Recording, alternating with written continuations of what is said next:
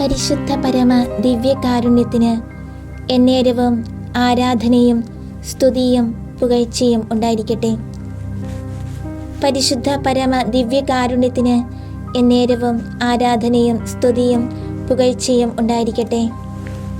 നിത്യസ്തുതിക്ക് ഏറ്റവും യോഗ്യമായ പരിശുദ്ധ പരമ ദിവ്യകാരുണ്യത്തിന് എന്നേരവും ആരാധനയും സ്തുതിയും പുകഴ്ചയും ഉണ്ടായിരിക്കട്ടെ.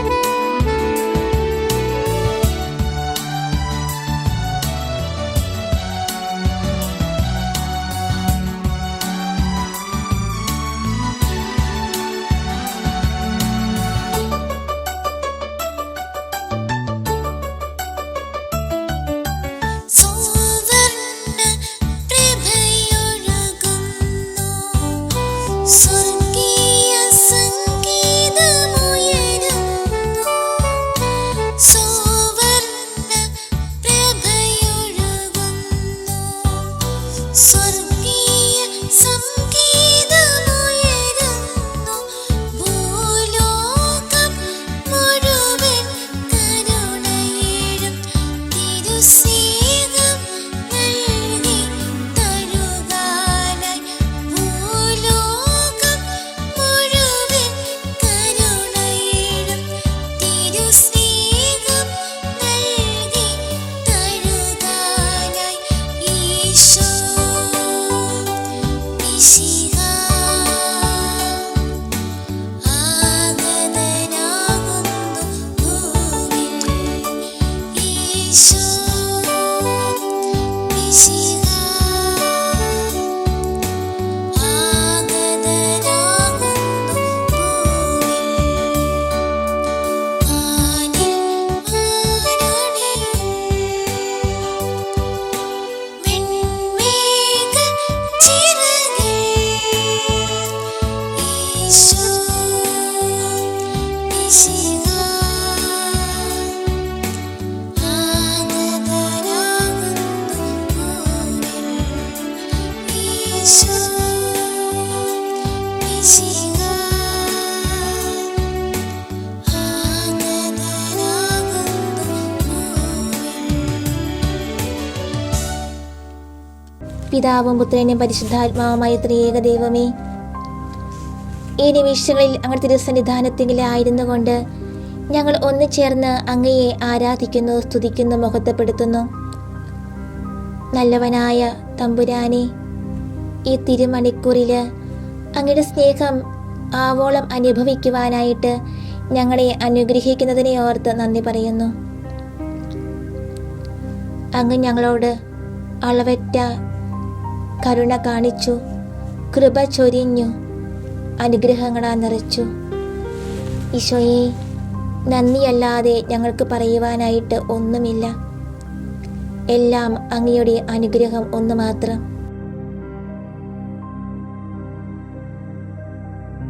നല്ല തമ്പുരാനെ, ബഥനിയായിലെ അത്താഴത്തില് അങ്ങയുടെ കൂടെ ഞങ്ങളും വരട്ടെ. അങ്ങ് അവിടെയായിരുന്ന, അന്ന് ബഥനിയായിലായിരുന്ന അങ്ങയെ ഞങ്ങൾ ഇപ്പോൾ ഈ തിരുവോസ്തിയിൽ കാണുകയാണ്. ഞങ്ങളും അന്നേ ദിനത്തിലേക്ക് അങ്ങയോട് കൂടെ സഞ്ചരിക്കുകയാണ്. ബഥനിയായിലെ അത്താഴത്തിൽ വെച്ച് ഈശോയെ ബഹുമാനിക്കുവാൻ മഗ്ദലേന ചെയ്തത് പീഡാനുഭവ ചരിത്രത്തിൽ ഉൾപ്പെടുത്താൻ അവിടുന്ന് തിരുമനസ്സായി. ആദ്യം ഒരു പാപിനിയും പിന്നീട് അനുതാപിയുമായി പ്രത്യക്ഷപ്പെട്ട ആ സ്ത്രീ ഇപ്പോൾ പരിപൂർണതയോടെ ഒരു സമുന്നത നിലയിൽ എത്തിക്കഴിഞ്ഞിരിക്കുന്നു. അവൾ ഒരു പാത്രം അമൂല്യമായ സുഗന്ധ തൈലമെടുത്ത് ഈശോയുടെ ശിരസിലും പാദങ്ങളിലും ഒഴുക്കി. ശിരസിലൊഴിച്ചുകൊണ്ട് അവൾ അവിടുത്തെ ദിവ്യത്വം അംഗീകരിച്ചു. പാദങ്ങളിൽ ഒഴിച്ചുകൊണ്ട് അവൾ അവിടുത്തെ മനുഷ്യത്വവും അംഗീകരിച്ചു. ശിരോലേപനം കൊണ്ട് അവൾ ദൈവസ്നേഹം പ്രഖ്യാപിച്ചു. പാദലേപനം കൊണ്ട് അവൾ അയൽക്കാരനോടുള്ള സ്നേഹവും പ്രകാശിപ്പിച്ചു. ക്രിസ്തീയ പരിപൂർണത ഇവ രണ്ടിലും അടങ്ങിയിരിക്കുന്നുവെന്ന് അവൾ പഠിപ്പിക്കുന്നു. ഈശോയുടെ അപമാനകരമായ മരണത്തെ ആദ്യം ബഹുമാനിച്ചത് മഗ്ദലേനയാണ്.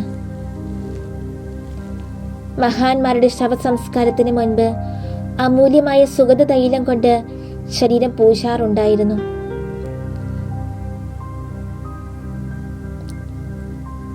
മഗ്ദലേന ഈ കാര്യം തെല്ലും മുൻകൂട്ടി ചെയ്തുവെന്ന് മാത്രം. ഇതിന്റെ എത്രയും പ്രധാനമായ വശം ഒന്ന് ചിന്തിച്ചു നോക്കുക.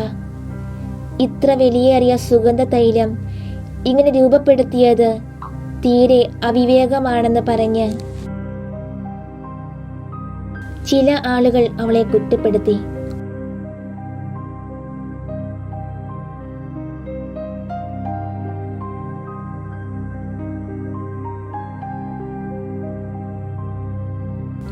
എന്നാൽ അവൾ സംശയിച്ചുവോ?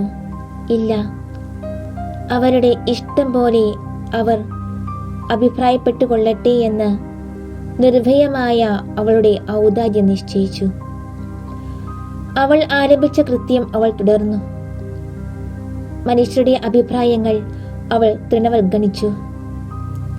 താൻ ചെയ്യുന്നത് ഈശോയ്ക്ക് സ്വീകാര്യമാണോ എന്ന് മാത്രമേ അവൾ നോക്കുന്നുള്ളൂ.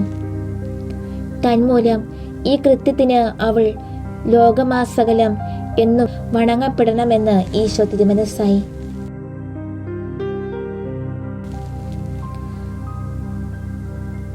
മഗ്ദലനായെ നമ്മുടെ മാർഗദർശിയും മധ്യസ്ഥയുമായി തിരഞ്ഞെടുക്കുവാൻ നമുക്ക് മതിയായ കാരണമുണ്ട്.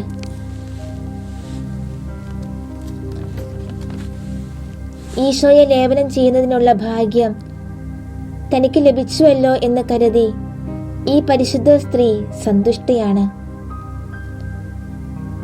നമുക്കും ഈ സ്നേഹകൃത്യം ചെയ്യാൻ സൗകര്യമില്ലേ?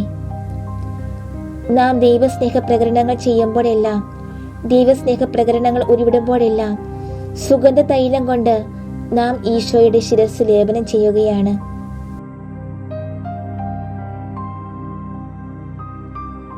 അയൽക്കാരോടുള്ള സ്നേഹകൃത്യം കൊണ്ട് നാം അവിടുത്തെ പാദങ്ങൾ പൂശുന്നു. ഈ പ്രവർത്തികൾ ചെയ്യുന്നതിൽ നിന്ന് നമ്മളെ തടയാനുള്ളത് എന്താണ്?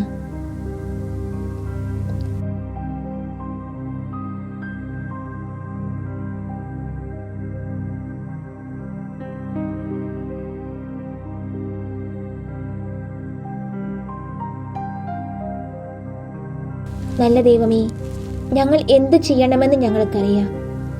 അത് ചെയ്യാൻ അങ്ങ് ആഗ്രഹിക്കുകയും ചെയ്യുന്നു. എന്നാൽ ചെയ്യുന്നില്ലെന്ന് മാത്രം.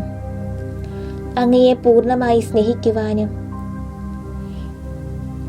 ഞങ്ങളുടെ അയൽക്കാർക്ക് ശാരീരികവും ആത്മീയവുമായ ഉപവിപ്രവർത്തികൾ ചെയ്തു കൊടുക്കാനും പ്രാർത്ഥനാവേളയിൽ ഞങ്ങൾ ചെയ്തു കൊടുക്കാനും ഈ നിമിഷങ്ങളിൽ ഞങ്ങൾ പ്രതിജ്ഞ ചെയ്യുന്നു. എന്നാൽ സന്ദർഭങ്ങൾ കൈവരുമ്പോൾ ഞങ്ങൾ എത്ര ദുർബലരായിട്ടാണ് കാണപ്പെടുന്നത്. എത്ര നീചരായ ഭീരുക്കളാണ് ഞങ്ങൾ. മാത്രമല്ല സ്വാർത്ഥ സ്നേഹം ഞങ്ങളെ മാനുഷിക പരിഗണനകൾക്ക് അടിമകളാക്കുന്നു. ഈ ഒരു കാരണത്താൽ തന്നെ ഞങ്ങൾ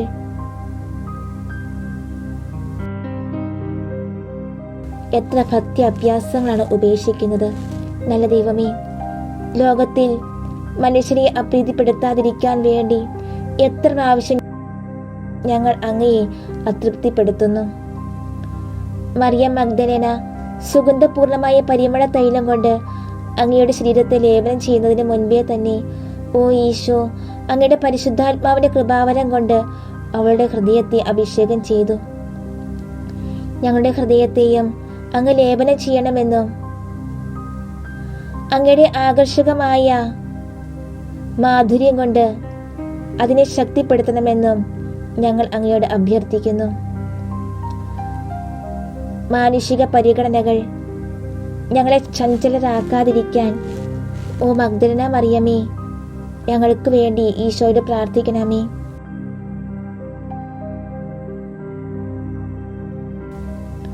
ഈശോയെ, അങ്ങ് എന്നാളും മനുഷ്യഹൃദയങ്ങളിൽ ജീവിക്കട്ടെ. മനുഷ്യർ എന്തു പറഞ്ഞാലും കുഴപ്പമില്ല, ദൈവമേ, അങ്ങ് മാത്രമാണ് ഞങ്ങളുടെ ആലംബം. മഗ്ദലന മറിയത്തോട് പുച്ഛിച്ചവരോട് അവൾ മറുപടി ഒന്നും പറഞ്ഞില്ല. തന്നിമിത്തം ഈശോ തന്നെ അവൾക്ക് വേണ്ടി വാദിച്ചു. ദുഷ്ടനാവുകളോട് ക്ഷമയോട് വിനയത്തോടും കൂടെ നമ്മൾ വർത്തിക്കുകയാണെങ്കിൽ ഈശോ നമ്മളെ സംരക്ഷിച്ചുകൊള്ളും. മഗ്ദലനയ്ക്കെതിരായി സംസാരിച്ചവരിൽ ഒരാളാണ് യൂദാസ്. സ്ത്രീഹന്മാരുടെ ആഹാരത്തിനുള്ള ധർമ്മസംഖ്യകൾ യൂദാസിന്റെ കൈകളിലായിരുന്നല്ലോ. അതിൽ നിന്ന് കുറച്ചേ എടുത്ത് സ്വന്തം കാര്യങ്ങൾക്ക് വിനിയോഗിച്ചിരുന്നു. യൂദാസ് ആ തൈലം തന്നെ ഏൽപ്പിക്കാത്തതിൽ എത്രയും കുപിതനായി. അയാൾ അത് വിറ്റ് ഒരു ഭാഗം സ്വായത്തമാക്കിയിരുന്നു. ഒരു മോഷണ സന്ദർഭം നഷ്ടപ്പെട്ടതിലുള്ള കുണ്ഠിത നിമിത്തം ആ നഷ്ടം പരിഹരിക്കുന്നതിന് വേണ്ടി ഈശോയെ വിൽക്കാമെന്ന് തീരുമാനിച്ചു. മഗ്ദലനായും വിശുദ്ധിയുടെ പരിമളം വീശിയ തൈലം യൂദാസിന് ദുഷ്ടതയുടെ നിദാനമായി തീർന്നു. മഗ്ദലനായിക്ക് വിശുദ്ധിയുടെ പരിമളം വീശിയ തൈലം യൂദാസിന് ദുഷ്ടതയുടെ നിദാനമായി തീർന്നു. മഗ്ദലന മറിയത്തിന്റെ രക്ഷാകാരണമായത് യൂദാസിന് വിനാശകാരണമായി. ഈ സന്ദർഭത്തിലല്ല യൂദാസിന്റെ മാർഗഭ്രംശം ആരംഭിച്ചത്. പണ്ടേ അയാൾ ഒരു ചോരനായിരുന്നു. മുരടിച്ച അത്യാഗ്രഹമാണ് ദിവ്യഗുരുവനെ മാറ്റിക്കൊടുക്കുന്നതിനുള്ള അപാകത ഗ്രഹിക്കുവാൻ അയാൾക്ക് കഴിവില്ലാതാക്കിയത്. യൂദാസിന്റെ ദുഷ്ടതയെല്ലാം ഗ്രഹിച്ചിരുന്ന ഈശോ ആ കാരണത്താൽ അയാളെ തൽക്ഷണം സ്ത്രീഹന്മാരുടെ ഗണത്തിൽ നിന്നും പുറന്തള്ളിയില്ല. അവിടുന്ന് അയാളെ തന്റെ മുമ്പിൽ നിന്ന് ആട്ടിപ്പായിച്ചില്ല. യൂദാസിന്റെ പെരുമാറ്റത്തിൽ നിന്ന് നമുക്ക് എന്ത് പഠിക്കാം? ഈശോ മിശിഹായിൽ നിന്ന് നമുക്ക് എന്ത് പഠിക്കാം? ദൈവത്തെ ബഹുമാനിക്കാനുള്ള സന്ദർഭങ്ങൾ എത്രയെത്ര ദൈവത്തെ ദ്രോഹിക്കുവാനായി മാറ്റിയിട്ടുണ്ട്. നമ്മുടെ ശരീരത്തെ നമ്മൾ എങ്ങനെ വിനിയോഗിക്കുന്നു? നമ്മുടെ ആത്മാവിനെ നമ്മൾ എങ്ങനെ വിനിയോഗിക്കുന്നു? നല്ല ദൈവമേ, എത്രമാത്രം ദുരുപയോഗങ്ങളാണ് നടക്കുന്നത്. ഞങ്ങളിലുള്ള സമസ്തവും അങ്ങയുടെ മുമ്പിൽ സൗരഭ്യം വീശേണ്ടതാണ്. ഞങ്ങളുടെ അയൽക്കാരുടെ മുമ്പിൽ സന്മാതൃകയുടെ സൗരഭ്യം ചൊരിയേണ്ടതുമാണ്. പകരം അവരോട് എത്ര നീചമായിട്ടാണ് ഞങ്ങൾ വർത്തിക്കുന്നത്. ഈശോയെ, മറിയ മഗ്ദലനായെ പോലെ ഞങ്ങൾക്ക് അങ്ങയെ സ്നേഹിക്കാൻ കഴിഞ്ഞില്ലെങ്കിൽ തന്നെയും യൂദാസിനെ പോലെ അങ്ങയെ ദ്രോഹിക്കുവാൻ ഇടവരുത്തരുതേ.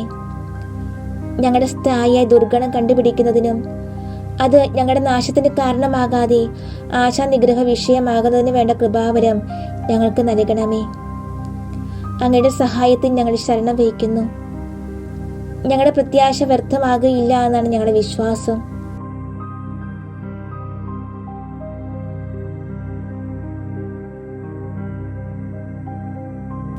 ദിവ്യരക്ഷക, അങ്ങയെ നിരന്തരം വേദനിപ്പിച്ചുകൊണ്ടിരിക്കുന്ന ഒരാൾ ശിഷ്യഗണത്തിലുണ്ടായിരിക്കാനും അങ്ങനെ സദാ ക്ഷമ ശീലിക്കുവാനുള്ള സന്ദർഭം ഉണ്ടാകാനും അങ്ങ് തിരുമനസ്സായി. അപൂർണതകളും തെറ്റുകളും വഴി ഞങ്ങൾക്ക് ശല്യമുണ്ടാക്കുന്ന ആളുകളുടെ കൂടെ താമസിക്കാൻ ഇടവരുമ്പോൾ ഞങ്ങൾക്ക് അനുകരിക്കുവാൻ ഇതാ എത്രയും നല്ല പരിശുദ്ധനായ അങ്ങ് പിശാചിന്റെ സൽസ്വരൂപമായ യൂദാസിനോട് ക്ഷമാപൂർവം വർത്തിച്ചുകൊണ്ടിരിക്കുന്നു.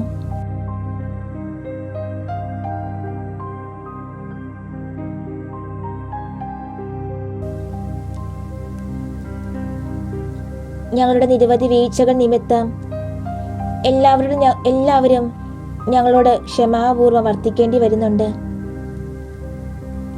എന്നിട്ടും ഞങ്ങൾക്ക് അനുരൂപരല്ലാത്തവരോട്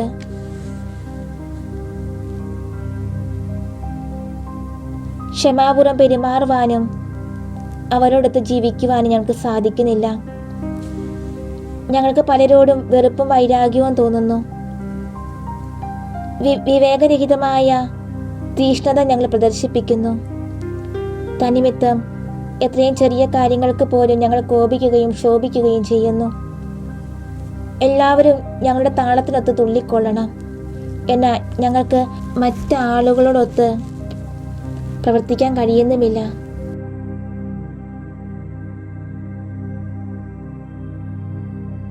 എന്താണ് ഞങ്ങളുടെ മനസ്ഥിതി എന്ന് നോക്കുക ഈശോയെ. എന്ത് ഔദത്യം, എന്തൊരു ബഹളം.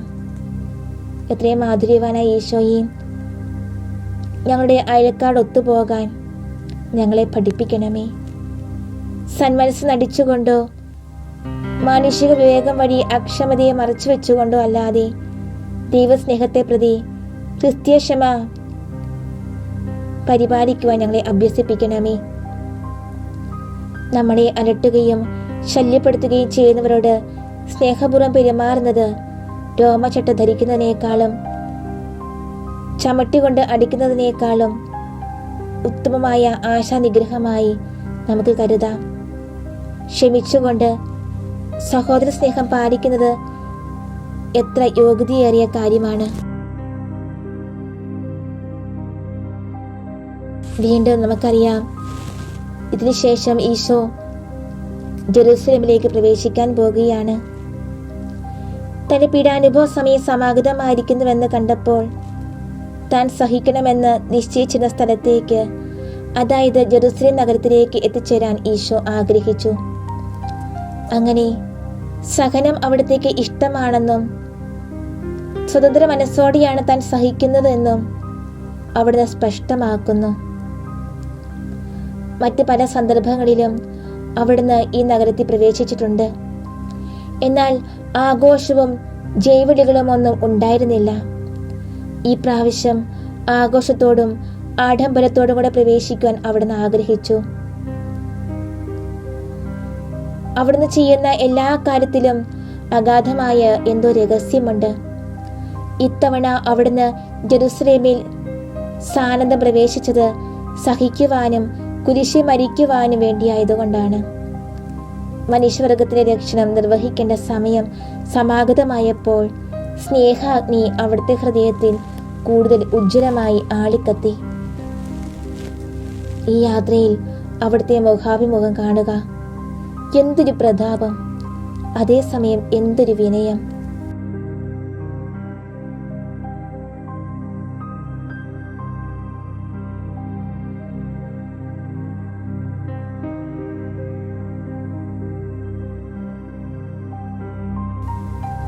പൊൻപൂശിയ രഥത്തിൽ പട്ടണിഞ്ഞും അകപടിയോടുകൂടി അല്ല അവിടുന്ന് വരുന്നത്.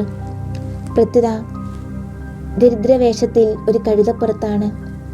തന്റെ അധികാരത്തെ ഭയപ്പെടണമെന്നല്ല, തന്റെ ശാന്തഭാവം കണ്ട് താൻ സ്നേഹിക്കപ്പെടണമെന്നാണ് അവിടുത്തെ ആഗ്രഹം. ജനസമൂഹം തെരുവീഥികൾ അലങ്കരിക്കുകയും കീർത്തനങ്ങൾ പാടുകയും സമാധാന രാജന്റെ ആഗമനത്തെ സൂചിപ്പിക്കുവാൻ ഒലിവ് ശാഖകൾ വഹിക്കുകയും ചെയ്യുന്നു. ഈ രാജാവിനെ വിനയത്തോടെ ദർശിക്കാം. തന്റെ പ്രജകളെ മർദ്ദിക്കാനല്ല, അവരുടെ ഭാരങ്ങൾ നീക്കി അവരെ രക്ഷിക്കാനായാണ് വരുന്നതെന്ന് പ്രകടമാക്കാൻ ശാന്തതാപൂർവം അവിടുന്ന് വരുന്നു. അവിടുത്തെ സ്നേഹവും എളിമയും നമുക്ക് വാഴ്ത്താം. നല്ല ഈശോയെ, എന്തുകൊണ്ട് അങ്ങേ കാത്തിരിക്കുന്ന നിന്ദനങ്ങളും ചമട്ടിയടിയും മുൾമുടിയും കുരിശും ഇത്ര വേഗത്തിൽ സ്വീകരിക്കാൻ പോകുന്നു? രക്തസാക്ഷികൾ തങ്ങളുടെ പീഡകളെ ആനന്ദപൂർവ്വം സ്വീകരിക്കുവാൻ അണിഞ്ഞുകൊണ്ടിരുന്നതിൽ ഞങ്ങൾക്ക് വിസ്മയം തോന്നുന്നില്ല. കാരണം അങ്ങയോടുള്ള സ്നേഹത്തെ പ്രതിയാണ് അവർ സഹിച്ചത്. അങ്ങ് ആർക്കു വേണ്ടിയാണ് സഹിക്കാൻ പോകുന്നത്? അങ്ങ് ഞങ്ങൾക്ക് വേണ്ടിയാണ് സഹിക്കാൻ പോകുന്നത്. ഞങ്ങൾക്ക് വേണ്ടി സഹിക്കുവാൻ അങ്ങേക്ക് ഇത്ര സന്തോഷവും താല്പര്യവും ഉണ്ടാവുക സാധ്യമാണോ? ഞങ്ങളുടെ ബുദ്ധിക്ക് ഇത് ദുർഗ്രഹമാണ്. ഞങ്ങൾക്ക് ഇത് മനസ്സിലാക്കുവാൻ കഴിയുന്നില്ല.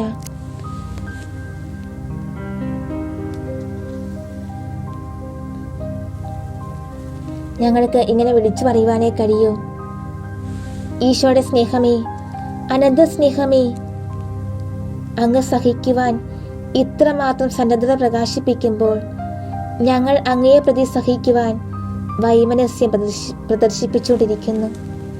എന്തൊരു കഷ്ടമാണിത്! അങ്ങ് ഇത്ര വിനീതനും ഞങ്ങൾ ഇത്ര അഹങ്കാരികളുമായിരിക്കാൻ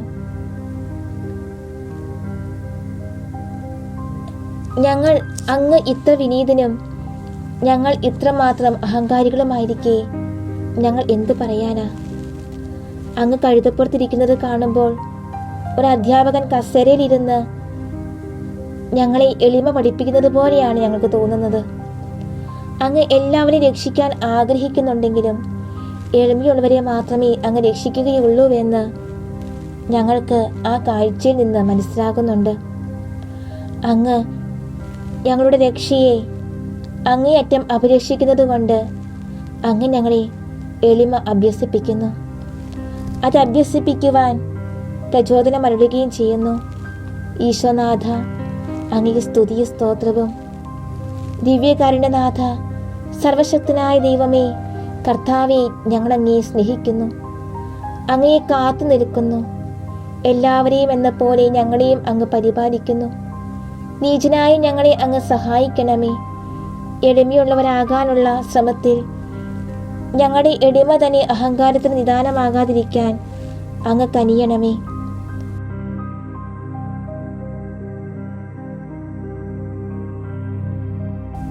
നമ്മൾ ദൈവത്തെ സ്നേഹിക്കുന്നുണ്ടോ, എളിമയുള്ളവരാണോ എന്ന വസ്തുത തന്നെ നമുക്ക് അറിഞ്ഞുകൂടെന്നുള്ളത് എളിമയ്ക്ക് നിദാനമാണ്. ചില സമയത്ത് എളിമയുടെ സ്നേഹത്തിന് വികാരങ്ങൾ ഉണ്ടെന്ന് തോന്നുന്നുണ്ട്. എന്നാൽ നമ്മളെ ഇങ്ങനെ പ്രശംസിക്കുന്നത് നമ്മുടെ സ്വാർത്ഥ സ്നേഹമല്ലെന്ന് ആർക്ക് പറയാൻ കഴിയും?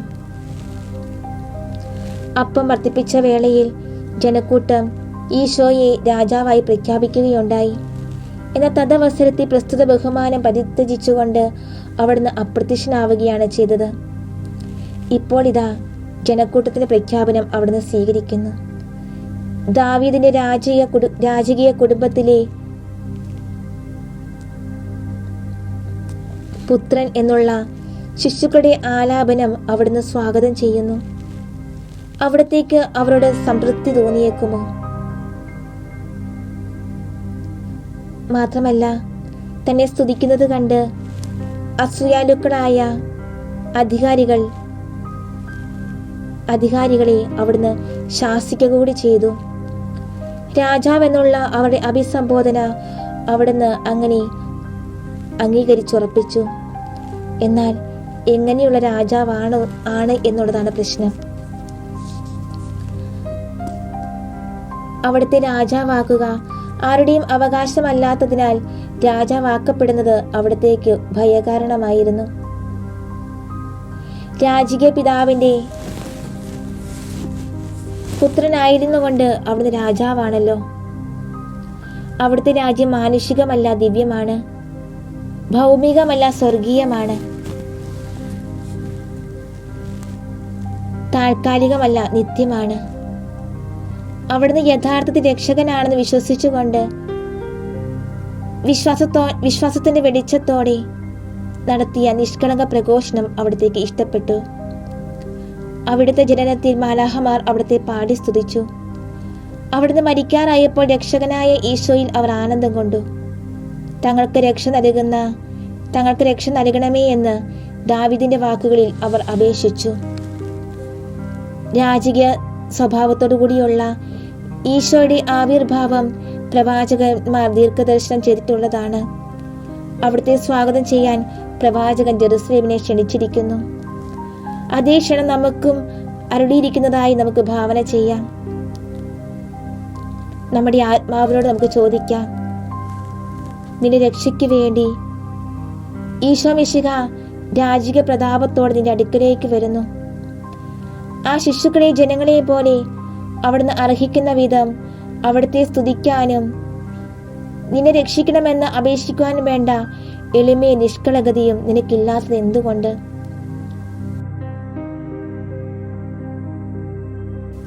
വീണ്ടും നമുക്ക് നമ്മുടെ ആത്മാവിനോട് പറയാം, എളിമയോടും സന്തോഷത്തോടും തീഷ്ണതയോടും കൂടി അവിടുത്തെ സ്വീകരിക്കാൻ സമീപിക്കുക. ഈശോയെ, അങ്ങ് സകല യുഗങ്ങളുടെ നിത്യരാജനായിരിക്കെ മനുഷ്യരുടെ രാജാവാകുന്നത് എന്ത് ഫലമാണുള്ളത്? അങ്ങ് ഞങ്ങളുടെ രാജാവാണെന്നുള്ളത് അങ്ങക്ക് ബഹുമാനമല്ല, പ്രത്യുത എന്നോടുള്ള കാരുണ്യത്തിന്റെ രക്ഷണം മാത്രമാണ്. ഞങ്ങളെ രാജാവാക്കാനും പ്രതാപപൂർണനായ അങ്ങയുടെ രാജ്യം ഞങ്ങൾക്ക് നൽകാനും വേണ്ടി അനന്തകാരുണ്യത്തോടെ ഞങ്ങളുടെ രാജാവായി അങ്ങ് ലോകത്തിലേക്ക് വന്നു. കർത്താവേ, അങ്ങയുടെ തന്നെ ആയിരിക്കട്ടെ. അങ്ങയെ കൂടാതെ ഞങ്ങൾക്ക് വിജ്ഞാനമില്ല. കുരിശിൽ വീഴുക തന്നെ ചെയ്യും. ആകെ രക്ഷപ്പെടാൻ അങ്ങ് ഞങ്ങളെ സഹായിക്കണമേ. ഞങ്ങളുടെ രക്ഷയുടെ കാര്യം അങ്ങയുടെ തൃക്കരങ്ങളിൽ ഞങ്ങൾ സമർപ്പിക്കുന്നു. ഞങ്ങൾക്ക് പ്രകാശവും ശക്തിയും അന്ത്യത്തോളമുള്ള നിലനിൽപ്പും തരാൻ അങ്ങല്ലാതെ വേറെ ആരുമില്ലാത്തതിനാൽ ഞങ്ങളെ അങ്ങ് സഹായിക്കണമേ. ഞങ്ങളെ നയിക്കണമേ. ഞങ്ങളെ സംബന്ധിച്ചിടത്തോളം ഞങ്ങൾ ഞങ്ങളുടെ ആത്മാവിനെ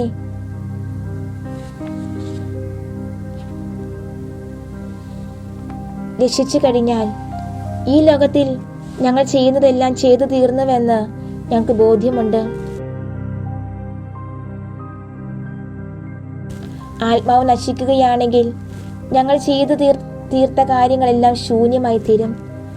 ദിവ്യകാരുണ്യനാഥ, ഞങ്ങളുടെ രക്ഷക, ഞങ്ങളുടെ രക്ഷയുടെ ജോലി ഞങ്ങളുടെ സ്വന്തം ജോലിയാണെങ്കിലും അങ്ങയുടെ ബലമേറിയ സഹായം ഞങ്ങൾക്ക് നിഷേധിക്കരുതേ എന്ന് ഞങ്ങൾ അപേക്ഷിക്കുന്നു. ഈശോ മിശിഹ നമ്മുടെ രക്ഷ ആഗ്രഹിക്കുന്നു. അവിടുത്തെ ഈ ആഗ്രഹാനുസരണം, നിത്യരക്ഷയ്ക്കുള്ള തീവ്രമായ ആഗ്രഹം നമുക്ക് നമ്മെ ജനിപ്പിക്കാൻ ഉത്സാഹിക്കാം. നമ്മെ രക്ഷിക്കുവാൻ ഈശോ എന്താണ് ചെയ്തിട്ടുള്ളത്? നമ്മൾ എന്താണ് ചെയ്തുകൊണ്ടിരിക്കുന്നത്? നമ്മുടെ രക്ഷ നേടാൻ നാം എന്തു ചെയ്യണം? ഈജിപ്തിലെ അടിമത്തത്തിൽ നിന്ന് യഹൂദയെ മോചിപ്പിച്ചതിന് നന്ദിയായി ആഘോഷപൂർവമായ കർമ്മങ്ങളോടെ പെസഹ കുഞ്ഞാടിനെ വർഷം പ്രതി ബലി ചെയ്യുന്ന ഒരു സമ്പ്രദായമുണ്ടായിരുന്നു. ഈ കുഞ്ഞാട് ന്യൂനതയില്ലാത്തതായിരിക്കണം. ബലിക്ക് 5 ദിവസം മുമ്പ് അതിനെ ആഹ്ലാദപൂർവം സ്വഭവനങ്ങളിലേക്ക് കൊണ്ടുവന്നിട്ടുണ്ടായിരിക്കേണ്ടതാണ്. ഈ തിരുക്കർമ്മം കൃത്യമായി അനുഷ്ഠിക്കുന്നതിന് ഈശോയും സർവ്വദാ സന്നദ്ധനായിരിക്കുകയായിരുന്നു. ആ കൊല്ലത്തെ പെസഹായ്ക്കും ബലി ചെയ്യപ്പെടേണ്ട കുഞ്ഞാട് ഈശോ തന്നെ ആയിരുന്നതിനാൽ ഗാഗുൽത്താ മലയിലെ കുരിശുമരത്തിന് 5 ദിവസം മുമ്പ് തത്തുല്യമായ ആഘോഷങ്ങളോടെ സാനന്ദം അവിടുന്ന് ജെറുസലേമിൽ പ്രവേശിച്ചു. തന്റെ സ്വർഗീയ പിതാവിന് ബലി സമർപ്പിക്കാൻ നിയുക്തനായിരിക്കുന്ന പ്രധാന പുരോഹിതനാണ് അവിടുന്ന്. അതേസമയം മനുഷ്യരുടെ പാപങ്ങൾക്ക് ബലി ചെയ്യപ്പെടാനുള്ള ബലിവസ്തുവും അവിടുന്ന് തന്നെയാണ്. ഈ മഹാസന്ദർഭത്തിന് ഒരുങ്ങാൻ ആഡംബരപൂർവ്വം അവിടുന്ന് ജെറുസലേമിൽ പ്രവേശിക്കുന്നു. പഴയ നിയമത്തെ മുൻകൂട്ടി വെളിപ്പെടുത്തിയിട്ടുള്ളവരും തന്റെ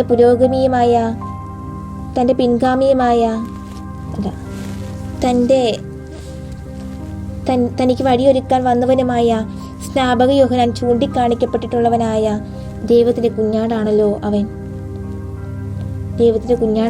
അവിടുന്ന്.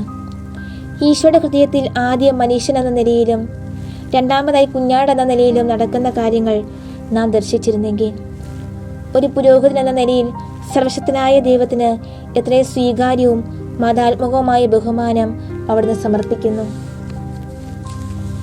കുഞ്ഞാടെന്ന നിലയിൽ എന്തുമാത്രം സ്നേഹമാണ് അവിടുന്ന് പ്രകാശിപ്പിക്കുന്നതെന്ന് കാണുക. തൻ്റെ പാപങ്ങൾക്കല്ല, അന്യരുടെ പാപങ്ങൾക്ക് വേണ്ടി താൻ ക്രൂരമായി ഉടനെ വധിക്കപ്പെടുമെന്ന് അവിടത്തേക്ക് അറിയാമല്ലോ. നമ്മളെ സംബന്ധിച്ചിടത്തോളം നാം തെല്ല് ധ്യാനിച്ചുകൊണ്ട് തന്നെ നമ്മളോട് ചോദിക്കണം, ഈജിപ്തിലെ മർദ്ദനങ്ങളിൽ നിന്ന് മോചനം ലഭിച്ചതിന് കൃതജ്ഞതയായി യഹൂദർ ഒരു പെസഹ കുഞ്ഞാടിനെ വർഷം തോറും സമർപ്പിച്ചിരുന്നുവെങ്കിൽ നിത്യനരക ശിക്ഷയിൽ നിന്ന് മോചനം നൽകിയതിന് നാം എന്തുമാത്രം കൃതജ്ഞത പ്രകാശിപ്പിക്കേണ്ടിയിരിക്കുന്നു. ദൈവപിതാവേ, അങ്ങയുടെ സന്നിധിയിൽ ഞങ്ങൾ ഞങ്ങളുടെ പാപങ്ങളെല്ലാം ഏറ്റുപറയുന്നു. എന്തൊരു കഷ്ടമാണ് എന്തൊരു കഷ്ടമാണ് കർത്താവേ, നീചമായ കൃതജ്ഞതയല്ലേ ഞങ്ങളെ കാണിക്കുന്നത്. എത്ര ലജ്ജാവഹമാണ് ഞങ്ങളുടെ ജീവിതം. അങ്ങ് നിത്യമഹത്വത്തിന് യോഗ്യനാണെന്ന് വിശ്വസിച്ചുകൊണ്ട് അങ്ങയുടെ സ്തുതിക്കും മഹത്വത്തിനുമായി ഞങ്ങളുടെ ലജ്ജയും പരിഭ്രമവും ഞങ്ങൾ അങ്ങേക്ക് കാഴ്ചവെക്കുന്നു. എത്രയും നീചമാം വിധം ഞങ്ങൾ അങ്ങേ ദ്രോഹിച്ചല്ലോ. രണ്ടാമതായി ദ്രോഹിച്ചല്ലോ ഈശോയെയും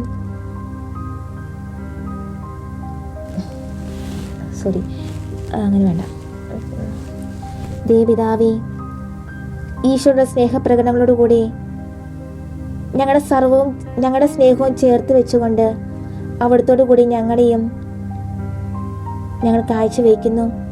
ഞങ്ങളിൽ അഹങ്കാരം, അസൂയ, കൊതി, ജഡികമോഹം, കണ്ണുകളുടെ ദുരാശ എന്നിങ്ങനെ എത്രമാത്രം ദുരാഗ്രഹങ്ങൾ, ദുർമോഹങ്ങളാണുള്ളത്. നിഷ്കളങ്കനായ കുഞ്ഞാടിനോടുകൂടെ യോജിച്ചുകൊണ്ട് ഇവയെല്ലാം നല്ല ദൈവമേ അങ്ങേക്കായി ബലി ചെയ്യാൻ ഞങ്ങൾ ആഗ്രഹിക്കുന്നു. ഈ ബലി അനുഷ്ഠിക്കുന്നതിന് നേരായ മനസ്സ് ഞങ്ങൾക്ക് നൽകണമേ. ഞങ്ങൾക്ക് വേണ്ടി ഈശോമിശിഹ സമർപ്പിക്കാൻ പോകുന്ന നീതിപൂർണമായ ബലിയോടുകൂടെ ഞങ്ങളുടെ ഈ കാഴ്ചകളും അങ്ങ് സ്വീകരിക്കണമേ. ഞങ്ങൾക്ക് വേണ്ടി ഇത്ര ഉത്സാഹത്തോടെ മരിക്കാൻ പോകുന്ന ഈശോനാഥ, അങ്ങയെ അനുകരിക്കാനുള്ള ആഗ്രഹം ഞങ്ങൾക്ക് നൽകണമേ. അങ്ങനെ ബലിക്ക് മാധുര്യവും പരിമളവും പ്രദാനം ചെയ്യുന്ന ഹൃദയ സംതൃപ്തിയോടെ ആശാനിഗ്രഹം അനുഷ്ഠിക്കുവാൻ ഞങ്ങൾക്ക് ഇടയാകട്ടെ.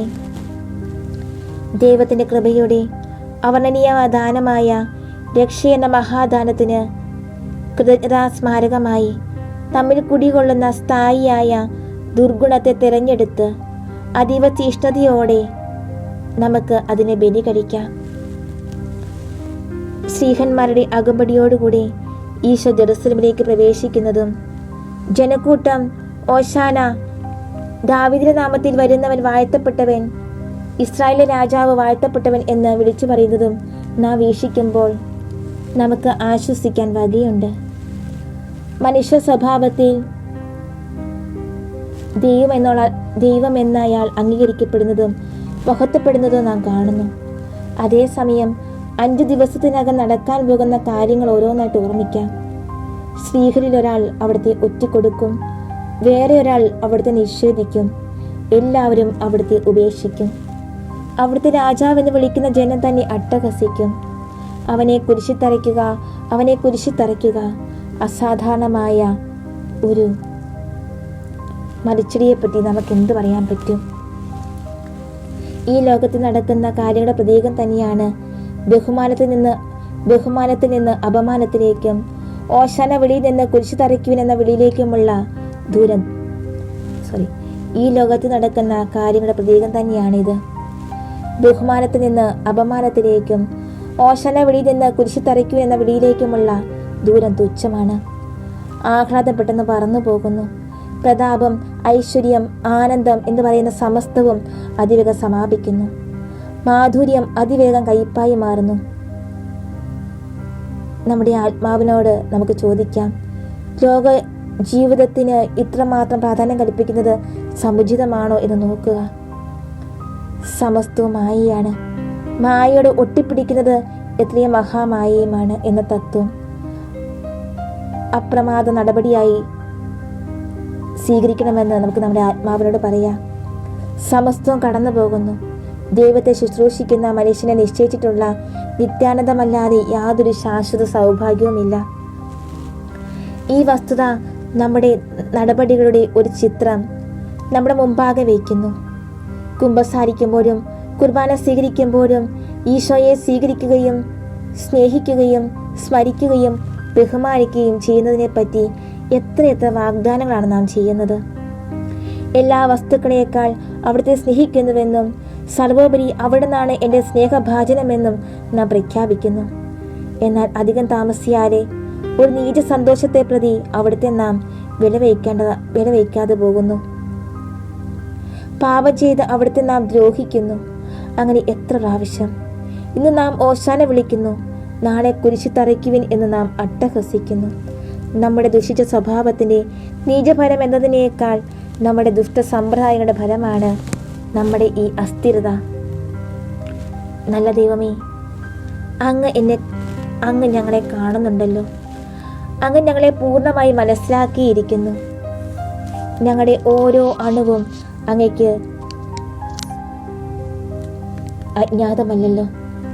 സത്യമായും പൂർണ്ണമായും ഞങ്ങൾ അങ്ങയോട് ഐക്യപ്പെട്ടിട്ടില്ലാത്തതുകൊണ്ടാണ് ഞങ്ങൾ പലപ്പോഴും അങ്ങയിൽ നിന്ന് പിരിഞ്ഞു പോകുന്നത്. അങ്ങയെ സ്നേഹിക്കാതെ അങ്ങയോട് ഐക്യപ്പെട്ടിരിക്കാൻ കഴിയുകയില്ല. ആകയാൽ അങ്ങയെ സ്നേഹിക്കാത്തത് കൊണ്ടാണ് അങ്ങയോട് ഞങ്ങൾ ഐക്യപ്പെട്ടാതിരിക്കുന്നത്. നന്മയായ നല്ല ദൈവമേ, ഞങ്ങൾ അങ്ങയെ സ്നേഹിക്കാതിരിക്കുന്നത് എന്തുകൊണ്ട്? എത്രയോ സ്നേഹമുള്ള ദൈവമേ, ഞങ്ങളുടെ നീചത്വം ഏറ്റുപറയുമ്പോൾ അതിനെപ്പറ്റി ഞങ്ങൾ എന്തുകൊണ്ട് വിലപിക്കുന്നില്ല? ഞങ്ങൾ മായയെ സ്നേഹിക്കുന്നു, അതിനോട് ഒട്ടിപ്പിടിച്ചു നിൽക്കുന്നു. അതാണ് ഞങ്ങളുടെ നാശത്തിനൊക്കെ കാരണം. മായയോടുള്ള ഞങ്ങളുടെ സ്നേഹത്തെ നശിപ്പിച്ച് അങ്ങയെ സ്നേഹിക്കുവാൻ ഞങ്ങൾക്ക് കൃപ നൽകണമേ. അങ്ങയോടുള്ള സ്നേഹത്തിൽ ഞങ്ങളെ ഉറപ്പിച്ചു നിർത്തണമേ. അങ്ങയെ എന്നും സ്നേഹിക്കുകയും അനുസരിക്കുകയും ചെയ്തു കൊള്ളാമെന്നുള്ള ഞങ്ങളുടെ നിശ്ചയത്തെ അങ്ങ് സ്ഥിരപ്പെടുത്തണമേ. നമ്മുടെ നല്ല പ്രതിജ്ഞകളിൽ നമ്മൾ ഉറച്ചു നിൽക്കാത്തതിലുള്ള വേറൊരു കാരണം നമ്മൾ നമ്മളിൽ തന്നെ ശരണം വയ്ക്കുന്നു എന്നത് തന്നെയാണ്. മേലിൽ നമുക്ക് ദൈവത്തെ ശരണം വയ്ക്കാം. അവിടുന്ന് നമ്മുടെ ശക്തി ആയിരിക്കാനായിട്ട് നമുക്ക് ആഗ്രഹിക്കാം. ബഹുമാന ഘോഷങ്ങളോടെ ഈശോ മിശിഹ ജെറുസലേം നഗരത്തെ സമീപിച്ചപ്പോൾ അവിടുത്തെ ദൃഷ്ടികൾ നഗരത്തിന്മേൽ പതിയുകയും കണ്ണുനീർ തടിച്ചുകൂടുകയും ചെയ്തു. കരയുന്നവർ ഭാഗ്യവാന്മാരാകുന്നു എന്ന തൻ്റെ വാക്കുകൾ സ്വമാതൃക കൊണ്ട് സ്ഥിരീകരിക്കുവാൻ വേണ്ടി അവിടുന്ന് കരഞ്ഞു. പ്രസ്തുത നഗരത്തിൽ വെച്ച് താൻ കുരിശിൽ തറയ്ക്കപ്പെടുന്ന വിചാരിച്ചല്ല അവിടുന്ന് കരഞ്ഞത്. പ്രസ്തുത നഗരത്തിന് വരാനിരിക്കുന്ന നാശത്തെ ഓർത്താണ്. നഗരത്തിലെ ഭവനങ്ങൾ തകർക്കപ്പെടുമെന്ന് കരുതിയല്ല അവിടുന്ന് വിലപിച്ചത്. പ്രസ്തുത അതിലെ നിവാസികൾക്ക് വരാനിരിക്കുന്ന ഭയങ്കര കഷ്ടതകളെ കണക്കിലെടുത്താണ്. എല്ലാ മനുഷ്യർക്കും വേണ്ടി അവിടുന്ന് മരിക്കാൻ പോകുകയാണെങ്കിലും തങ്ങളുടെ സ്വന്തം കുറ്റനിമിത്തം അവർ രക്ഷപ്പെടുകയില്ല. ശാപഗണത്തിൽ അവർ എന്നും ഗണിക്കപ്പെടും. ഈശോയ്ക്ക് ആത്മാക്കളോട് എത്രയേറെ സ്നേഹമുണ്ടെന്ന് ചിന്തിക്കുക.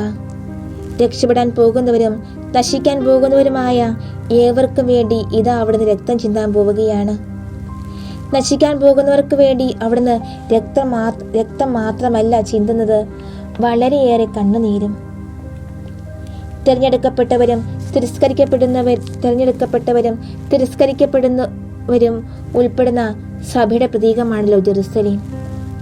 അങ്ങനെയെങ്കിൽ ദിവ്യരക്ഷകന്റെ നേത്രങ്ങളിൽ നിന്ന് കണ്ണുനീർ ചിന്തിച്ച ദുഷ്ടസമൂഹത്തിൽപ്പെട്ട ഒരാളാണോ?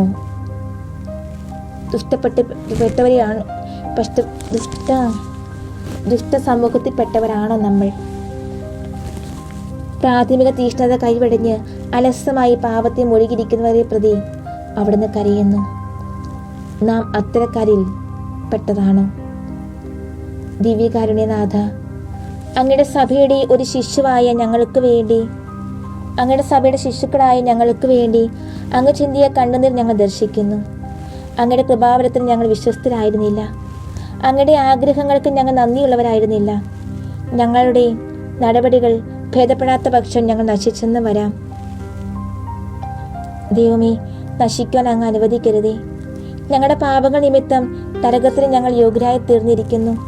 ഇപ്പോഴും ഞങ്ങൾ യോഗ്യരാണ്, ഞങ്ങളത് ഏറ്റുപറയുന്നു. അങ്ങ് കരയുന്നുവോ? ദാവീദിന്റെ പ്രിയപുത്ര, ഞങ്ങൾക്ക് വേണ്ടി കൂടി നീ കരയുക. എന്നാൽ ഞങ്ങൾക്ക് വേണ്ടി കൂടിയുള്ള അങ്ങയുടെ ബാഷ്പകണങ്ങൾ നാശയോഗ്യരായവർക്ക് വേണ്ടി ചിന്തുന്ന വേദനാപൂർവമായ കണ്ണുനീരാകാതിരിക്കട്ടെ. പ്രത്യുത ഞങ്ങളുടെ രക്ഷയ്ക്ക് ആവശ്യമായ പ്രായശ്ചിത്ത ചൈതന്യം ഉൾക്കൊള്ളുവാനുള്ള ആശ്വാസ ബാഷ്പമായിരിക്കട്ടെ. യഥാർത്ഥ പശ്ചാത്താപത്തോടെ പ്രത്യാഗമിക്കുന്ന ഒരു പാപിയെ പ്രതി പോലും അങ്ങ് അതീവ സന്തുഷ്ടനാണെന്ന് ഞങ്ങൾക്കറിയാം. അങ്ങയുടെ സ്നേഹ ആർദ്രതയാൽ അങ്ങ് അനുവദിച്ചു നൽകുന്ന പശ്ചാത്താപ ചൈതന്യം ഞങ്ങൾക്ക് നൽകണമേ. ഞങ്ങളുടെ നേർക്കുള്ള അങ്ങയുടെ തീഷ്ണമായ സ്നേഹത്തിൽ നിന്നാണ് ആ രക്തവും കണ്ണുനീരും അങ്ങിൽ നിന്ന് പുറപ്പെട്ടത്. അങ്ങയുടെ സ്നേഹം എന്നിൽ നിന്ന് ജ്വലിപ്പിക്കുക, എന്നിൽ അങ്ങ് ജ്വലിപ്പിക്കുക. ജീവിതത്തിലും മരണത്തിലും ആ സ്നേഹത്തിന് മാത്രമേ ഞങ്ങളെ ശത്രുവിൻ്റെ കെണിയിൽ നിന്ന് സംരക്ഷിക്കാൻ കഴിയൂ. പ്രസ്തുത സ്നേഹം കൂടാതെ യാതൊരു പുണ്യവും യാഥാർത്ഥമായിരിക്കുകയില്ല. ഈശോ ചിന്തിയ കണ്ണുനീര് സർവശക്തനായ ദൈവത്തിന് സമർപ്പിക്കുവാനും നമുക്ക് അനുതാപ ബാഷ്പം വാങ്ങിത്തരാനും നമുക്ക് പരിശുദ്ധ അമ്മയോട് പ്രാർത്ഥിക്കാം. ജെറുസലേമിൻ്റെ നേരെ നോക്കി കരഞ്ഞുകൊണ്ട് ഈശോ തൻ്റെ ഹൃദയത്തിൻ്റെ വേദന വെളിപ്പെടുത്തി. നിർഭാഗ്യ നഗരത്തെ സ്നേഹ ആർദ്രതയോടെ വീക്ഷിച്ചുകൊണ്ട് പറഞ്ഞു, ആ നഗരം എനിക്ക് വരാനിരിക്കുന്ന വിപത്ത് കാണാതെ ആലോചന ശൂന്യമായി കഴിയുന്നതിനാലാണ് താൻ കരയുന്നതെന്ന്. നിനക്ക് ബോധമുണ്ടായിരുന്നെങ്കിൽ എന്നാണ് അവിടുന്ന് പറയുന്നത്. അവിടുന്ന് ഉദ്ദേശിക്കുന്നത് ഒന്ന് മാത്രമാണ്, നിനക്കെതിരായി നിൽക്കുന്ന ദൈവകോപം നീ മനസ്സിലാക്കിയിരുന്നുവെങ്കിൽ തീർച്ചയായും കരയുകയും രക്ഷാമാർഗം അന്വേഷിക്കുകയും ചെയ്യുമായിരുന്നു. എന്നാൽ സമീപിച്ചിരിക്കുന്ന നാശം കണക്കിലെടുക്കുന്നില്ല. ഇതാണ് നിന്റെ നിർഭാഗ്യം. രോഗത്തിനുള്ള മരുന്ന് നിഷേധിച്ചുകൊണ്ട് മരിക്കാൻ പോകുന്ന ശിശുവിനെ നോക്കി ഒരു വത്സല പിതാവ് കരയുകയും വിലപിക്കുകയും ചെയ്യുന്നു. രക്ഷയുടെ ബാൾസം, രക്ഷയുടെ ടാബ്ലറ്റ് കൈപ്പിടിയിലിരിക്കെ അത് പ്രയോഗിക്കാതെ നശിക്കുവാൻ ഇഷ്ടപ്പെടുന്ന നഗരത്തെ നോക്കി ഈശോ അപ്രകാരം തന്നെ കരയുന്നു. അവിടുന്ന് ജനങ്ങളെ ഉപദേശിക്കാനും ജെറുസലേമിനെ രക്ഷിക്കാനും വേണ്ടി വന്നു. എന്നാൽ അവർ വ്യർത്ഥതകളാൽ ആകൃഷ്ടരായി സത്യത്തിന്റെ നേരെ തങ്ങളുടെ കണ്ണ് അടയ്ക്കുകയും രക്ഷയ്ക്കുള്ള മാർഗങ്ങൾ തള്ളിക്കളഞ്ഞ് രക്ഷയ്ക്ക് അയോഗ്യരാകുകയും ചെയ്യുന്നു. ആകയാൽ ഈശോ ജെറുസലേമിനെ നോക്കി ഈ വണ്ണം വിലപിച്ചു. ജെറുസലേമേ, നീ നശിക്കും. എന്നാൽ നിനക്ക് നല്ലതെന്തെന്ന് നീ അറിയുന്നില്ലെന്നുള്ളതും നിനക്ക് ദോഷമായത് നീ കാണുന്നില്ലെന്നുള്ളതാണ് നിന്റെ വിനാശത്തിന് കാരണം. ജെറുസലേമിന്റെ നാശം നമുക്ക് നല്ലൊരു പാഠമാണ്. ഈശോ പഠിപ്പിച്ചിട്ടുള്ള മാർഗത്തിലൂടെ നടക്കാനും നമ്മുടെ ക്രമരഹിതമായ ജീവിതത്തെപ്പറ്റി അനുദപിക്കാനും പുണ്യസമ്പാദനത്തിന് തീക്ഷ്ണമായി സ്വയം സമർപ്പിക്കാനും വേണ്ടി ഏതെല്ലാം നിവേശനങ്ങളും എന്തുമാത്രം ആഹ്വാനങ്ങളും മാനസിക പ്രകാശവുമാണ് ആന്തരികമായി ബാഹ്യമായി നമുക്ക് ലഭിച്ചുകൊണ്ടിരിക്കുന്നത്. ഈ പ്രേരണകളോടുള്ള നമ്മുടെ വിധേയത്വത്തെയും പ്രതിരോധത്തെയും ആശ്രയിച്ചിരിക്കും നമ്മുടെ രക്ഷയും നമ്മുടെ നാശവും. ഈ വിഷയത്തിൽ നമ്മുടെ സ്ഥിതി എന്താണ്? നമ്മൾ എത്ര നീചരാണ്! നമ്മൾ എന്തുമാത്രം അലസരും അശ്രദ്ധരുമാണ്. ഈ ജീവിതം നമ്മളെ വശീകരിച്ചുകൊണ്ടിരിക്കുന്നു. എന്നാൽ സമീപസ്ഥമായ നിത്യത്വത്തെപ്പറ്റി നമ്മൾ ചിന്തിക്കുന്നതേയില്ല. ഒരു പുണ്യവാനാകാൻ നമുക്ക് ആഗ്രഹമുണ്ട്. എന്നാൽ വിശുദ്ധിയുടെ മാർഗങ്ങൾ പരിത്യജിക്കുകയാണ് ചെയ്യുന്നത്. മനോവേദന ഉളവാക്കുന്ന ജഡിക സന്തോഷങ്ങളും ശരീര നിഗ്രഹം വഴി ഉണ്ടാകുന്ന ആധ്യാത്മിക ആനന്ദങ്ങളും തമ്മിലുള്ള ഒരു മത്സരം ഞങ്ങളിപ്പോൾ കാണുന്നു. എന്ത് തിരഞ്ഞെടുക്കണമെന്ന് ഞങ്ങൾക്ക് അറിഞ്ഞുകൂടാ.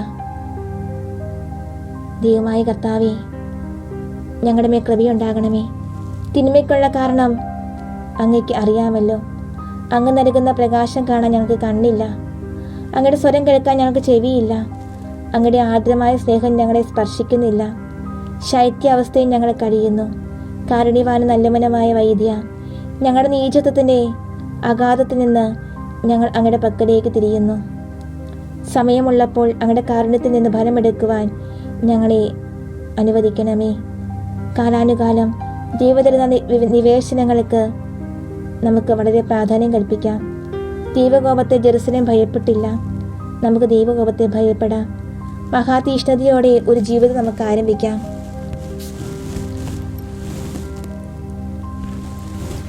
പിതാവും പുത്രനും പരിശുദ്ധാത്മാവായ നല്ല ദൈവമേ, ഞങ്ങളെ അനുഗ്രഹിക്കണമേ, ഞങ്ങളെ ആശീർവദിക്കണമേ.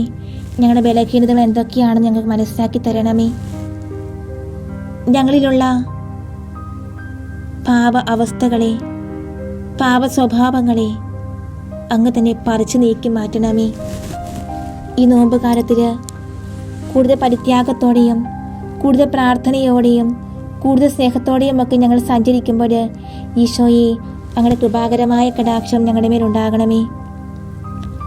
അങ്ങ് മാത്രമാണ് ഏക ശരണമെന്ന് വിശ്വസിച്ചുകൊണ്ട്, അങ്ങ് മാത്രമാണ് ഏക പ്രത്യാശയെന്ന് ആശ്വസിച്ചുകൊണ്ട്, അങ്ങിൽ മാത്രമാണ് ഏക ആശ്രയം എന്ന് തിരിച്ചറിഞ്ഞുകൊണ്ട് ഈശോയെ, അങ്ങേ ഞങ്ങൾ ആരാധിക്കുന്നു, സ്തുതിക്കുന്നു, മഹത്വപ്പെടുത്തുന്നു.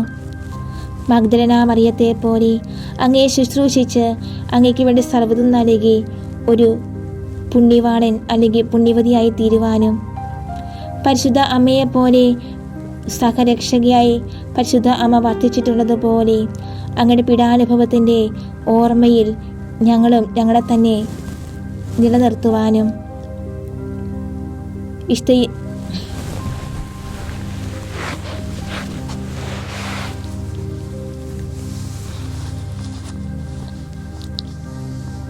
ഞങ്ങളിൽ നിന്നും ഇപ്പോൾ ഉയരുന്ന മഹത് വചനങ്ങൾ അങ്ങയ്ക്ക് അപമാന കാരണമാകാതിരിക്കാനും ഞങ്ങൾ നൽകുന്ന ഈ സ്തുതികൾ പിന്നീട് ഞങ്ങൾ അങ്ങയ്ക്ക് നൽകുന്ന നിന്ദാവചനങ്ങളാകാതിരിക്കാനുമൊക്കെ ഈശോയെ അങ്ങ് തന്നെ ഇടവരുത്തണമേ.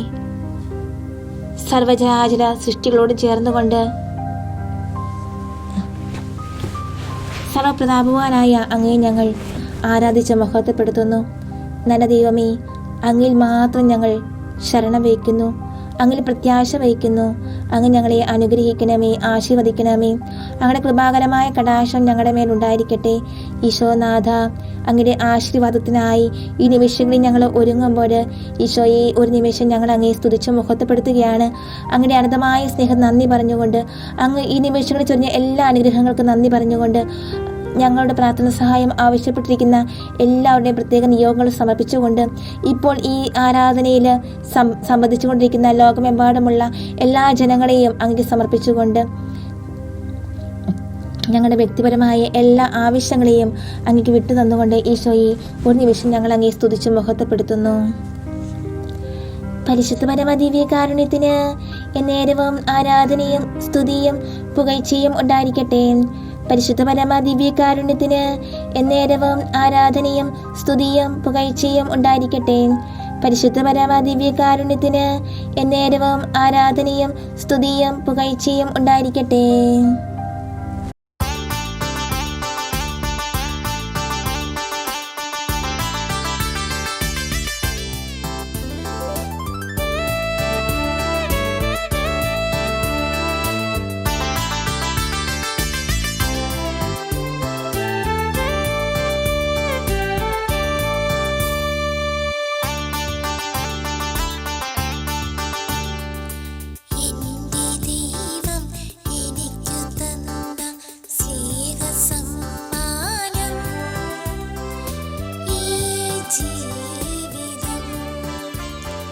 സ്വന്തരൂപവും ഭാവവുമായി മെനഞ്ഞെടുത്തന്നെ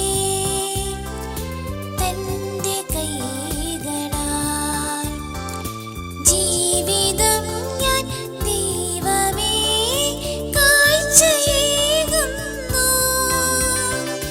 ഹൃദയതമ്പുരുമീട്ടി ഞാൻ നന്ദിയേകുന്നു.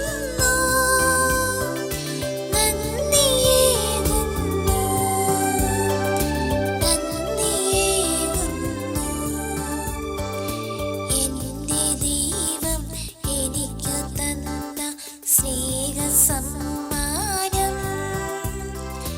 ഈ ജീവിതം